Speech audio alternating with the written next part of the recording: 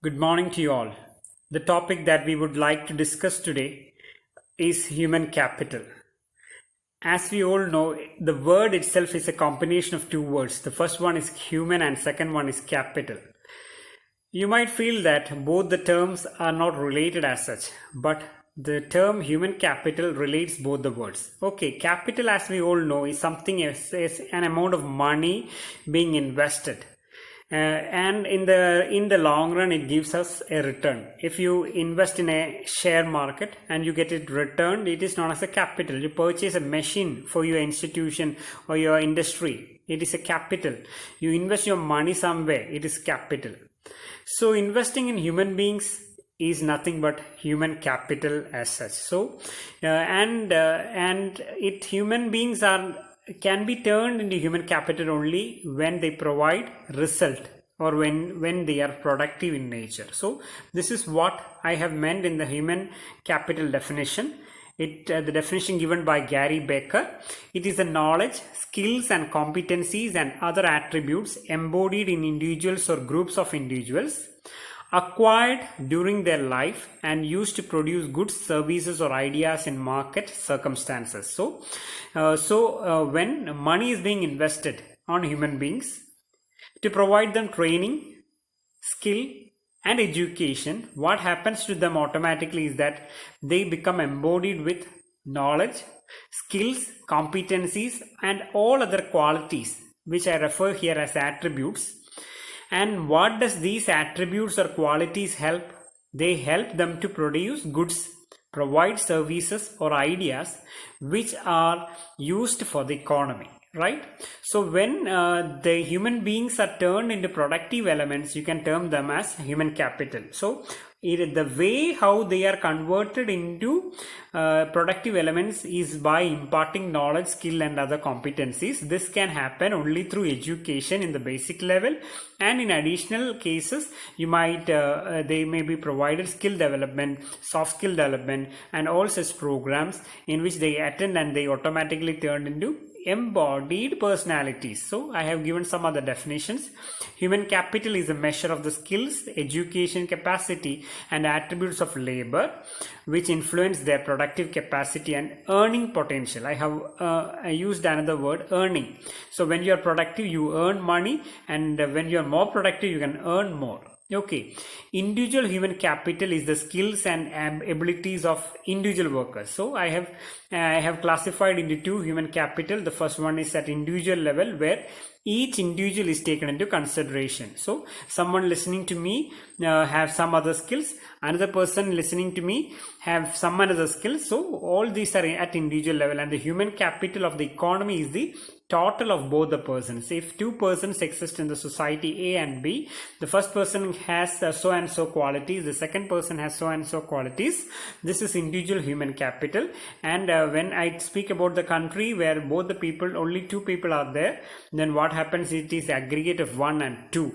It is the total human capital of the economy. And now we'll be discussing what are the features of human capital, right? So what are the features of human capital? Is for the first one is self-generating and expandable. Okay, the knowledge is imparted to us, but it can only be increased by additional you talk to someone, by your experiences, you listen to someone. All this helps to increase your human capital, right? When you mingle with someone you automatically develop. So it is always thought about that whenever we stay aloof or whenever we are being lonely, we do not have if there are many people who does not interact with others, right? They do not have much amount of capital, human capital or skills with them. This is because what happens is that many skills or qualities are imparted to us automatically, or we acquire from others through our interaction, through our training programs, through our mingling with others. So all these things helps us to increase our human capital. So this is what I have heard. You might ask why it is self-generating.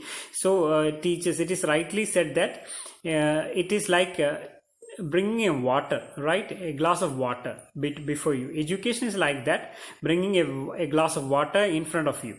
To drink it or not to drink it, who cares it? It is us who has to decide whether I have to take the water or not to take the water. So that is why even when education is imparted to us, the amount that you take into consideration or take into yourself is based on your capacity, your understanding. So this is what I have called it as self-generating. And why it is expandable? It is rightly said that whenever you talk to someone, whenever you explain things to others, you automatically learn things, right? So automatically your skills develop, right? The second feature is it is transportable and shareable. So unlike many huge machinery, which is also capital, which remains fixed at a place for 100 years or many years, human capital can be easily transported through any mode, right? They can be transported by a bike, by a car, or even by plane or by ship, anything. You can move from one place to another, and when you move from one person to one place to another, you automatically spread your knowledge from one person to another. So it can be transportable and it can be shared between individuals. Okay, your knowledge and skills can be shared to other persons, and sharing things does not make you backward, but only helps to remember things and make you lead to in a forward direction, right? So increases, the third point here I have discussed is increases the income and output, right? When you have a much amount of qualities with you, what automatically happens is that your output or productivity increases. When you are productive, what happens to your income? Any firm will try to retain their productive employees, right? They don't want them to go or leave off. So you will be fixed in your institution with the maximum pay metrics, right? And therefore what happens is that increasing your skill quality through education helps to increase your output and productivity, which automatically leads to increase in your income. Okay. And the fourth property or characteristic is that multidimensional. Human capital is multidimensional, which means that human beings have many qualities. See, I take a person, he might not have only one quality. He may have different qualities. He may be well in singing, he may be well in dancing, he may be well in writing, he may be well in talking, explaining things. So many human beings have multiple skills, and therefore human capital is multidimensional, influences economic growth. As I have told you, when human capital is being correctly used, what happens to the output of an individual? Increases. When output increases, what happens to the output of the economy? Output of the economy also increases. So what happens to the growth of the economy or the growth of the country? The country grows as such. So these are the various features. You can add your own features, right?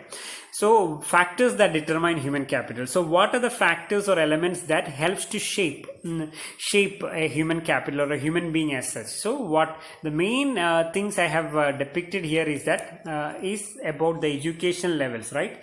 So the higher the education, it is estimated or it is thought that higher is the your value or the skills or qualifications helps to increase your human capital, you as a human capital. Work experience, so some capital or some knowledge is being entered, will be entered into your thought or your job only through work experience. So there are many opportunities or many institutions that look into experienced experienced job holders rather than fresh employees. Then social skills and communication, I have already mentioned, the more you interact, the more is your the quality you can increase. Intelligence, some people are born intelligent, see, some other acquire intelligence. So intelligence helps to increase you convert you as a human capital. Emotional intelligence, understanding the feeling of others. Judgment is another quality which is required. Judgment is to understand things, make things clear to you for yourself. Okay. Personality, some habits, many people have got certain habits, right?